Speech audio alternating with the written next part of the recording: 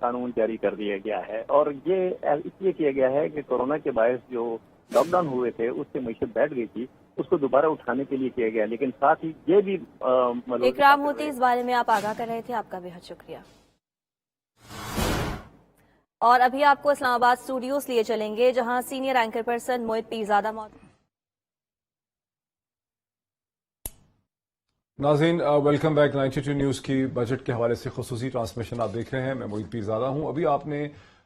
Production کے اور industries کے منسٹر جناب حماد اظہر صاحب کی بجٹ کے حوالے سے تقریر دیکھی۔ یہ وہ بجٹ کی تقریر ہے جو اس سے پہلے جس کے تمام سیلین فیچرز اور اس کے تمام ڈاکومنٹس جو ہیں وہ میڈیا کے سامنے اور اینالسٹ کے سامنے آ چکے تھے۔ اس کے حوالے سے اخبارات میں بہت سے تبصرے اور بہت سے کامنٹس بھی چھپ چکے ہیں، ویب سائٹ اس سے بھری پڑی ہیں۔ حکومت نے ایک فارمیلٹی کے طور پہ اسے اس وقت عوام کے سامنے نیشنل اسمبلی میں پریزنٹ کیا ہے۔ حکومت کا یہ دعویٰ ہے، اور حکومت کے دعوے سے پہلے کم از کم ایک میں جملہ اضافی طور پہ کہہ دوں آپ کی انڈرسٹینڈنگ کے لیے کہ جب سے ہم بجٹ میکنگ دیکھ رہے ہیں اس ملک میں، یہ دنیا میں، حکومت بجٹ پہ ہمیشہ اسی قسم کے دعوے کرتی ہے۔ اگر آپ پچھلے سال کی بجٹ تقریر دیکھیں، اس سے پچھلے سال کی دیکھیں، اس سے پچھلے سال کی دیکھیں، 10 سال پہلے کی دیکھیں، 20 سال پہلے کی دیکھیں، تو بجٹ میں بہت زیادہ روزی پکچر پریزنٹ کرنے کی کوشش کی جاتی ہے، بہت زیادہ دعوے کیے جاتے ہیں، اپنی تمام مشکلات کو اپنے سے پہلے کی حکومتوں پہ ڈال دیا جاتا ہے، یہ بیرونی مسائل پہ ڈال دیا جاتا ہے۔ یہ کہا جاتا ہے کہ یہ وجوہات ہیں جس کی وجہ سے اس طرح سے ہو گیا ہے۔ اس لیے ہماری ذمہ داری یہ ہے کہ ہم یہ دیکھ سکیں کہ جو کچھ اس وقت حکومت کہہ رہی ہے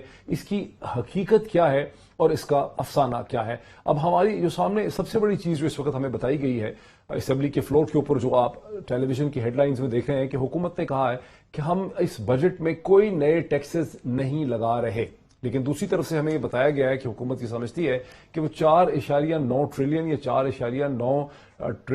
ٹریلین کھرب جو ہے، یہ 4.9 کھرب جو ہے اس کے ٹیکسز کا اس کا اہداف ہے۔ ہمیں یہ بھی معلوم ہے کہ انٹرنیشنل مانیٹری فنڈ IMF جو ہے وہ یہ سمجھتا ہے کہ حکومت کو 5.1 ٹریلین یا 5.1 کھرب جو ہے وہ اس کا ٹیکسز کا اہداف ہونا چاہیے، جبکہ ابھی جو حکومت نے اکٹھا کیا ہے یہ اس سے تقریباً 32% زیادہ بنے گا 2020 کی کلیکشن سے۔ یہ کیسے ممکن ہوگا نئے ٹیکسز لگائے بغیر؟ اس پہ میں سمجھنا چاہوں گا، ہارون شریف صاحب میرے ساتھ ہیں۔ ہارون شریف صاحب، یہ حقیقت کیا ہے اور افسانہ کیا ہے نئے ٹیکسز نہ لگانے کا؟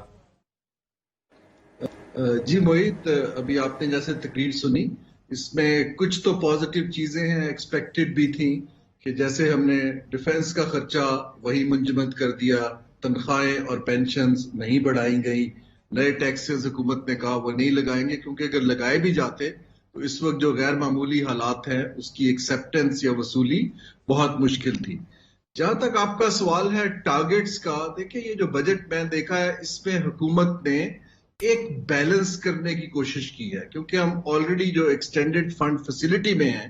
تو سٹیبلائزیشن کے جو ان کی شرائط ہیں ان کو بھی پورا کرنے کی کوشش کی ہے۔ ایٹ دا سیم ٹائم جو ہمارے ایسینشل سیکٹرز ہیں، ہائر ایجوکیشن ہے، ہیلتھ ہے،